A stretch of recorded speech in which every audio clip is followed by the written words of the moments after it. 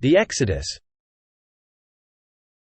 Then the Lord said to Moses, "Tell the Israelites to turn back and camp in front of Pi-hahiroth, between Migdol and the Red Sea, near Baal-zephon. The king will think that the Israelites are wandering about in the country and are closed in by the desert. I will make him stubborn, and he will pursue you, and my victory over the king and his army will bring me honor.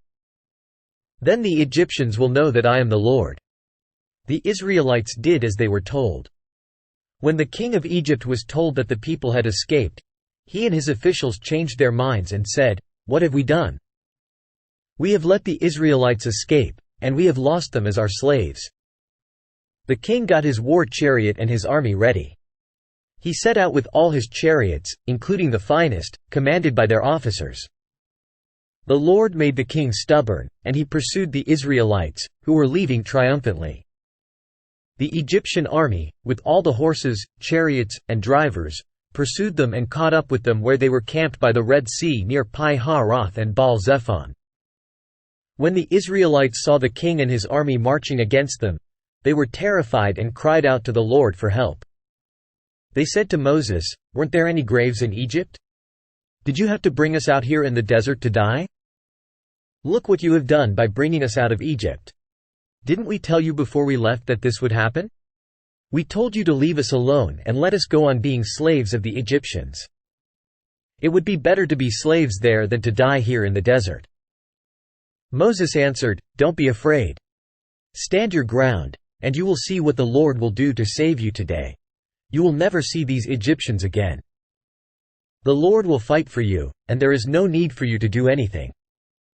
The Lord said to Moses, "Why are you crying out for help? Tell the people to move forward. Lift up your stick and hold it out over the sea. The water will divide, and the Israelites will be able to walk through the sea on dry ground. I will make the Egyptians so stubborn that they will go in after them, and I will gain honor by my victory over the king, his army, his chariots, and his drivers. When I defeat them, the Egyptians will know that I am the Lord." The angel of God, who had been in front of the army of Israel, moved and went to the rear. The pillar of cloud also moved until it was between the Egyptians and the Israelites. The cloud made it dark for the Egyptians, but gave light to the people of Israel, and so the armies could not come near each other all night. Moses held out his hand over the sea, and the Lord drove the sea back with a strong east wind. It blew all night and turned the sea into dry land. The water was divided, and the Israelites went through the sea on dry ground, with walls of water on both sides. The Egyptians pursued them and went after them into the sea with all their horses, chariots, and drivers. Just before dawn the Lord looked down from the pillar of fire and cloud at the Egyptian army and threw them into a panic. He made the wheels of their chariots get stuck, so that they moved with great difficulty. The Egyptians said, "The Lord is fighting for the Israelites against us. Let's get out of here." The Lord said to Moses, "Hold out your hand over the sea, and the water will come back over the Egyptians and their chariots and drivers."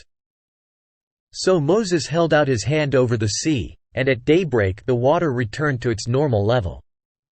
The Egyptians tried to escape from the water, but the Lord threw them into the sea. The water returned and covered the chariots, the drivers, and all the Egyptian army that had followed the Israelites into the sea. Not one of them was left.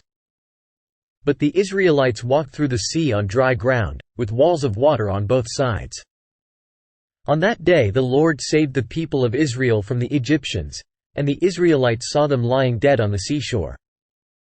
When the Israelites saw the great power with which the Lord had defeated the Egyptians, they stood in awe of the Lord, and they had faith in the Lord and in his servant Moses. If you liked this video, please consider subscribing to our channel, or click the link to one of our other videos.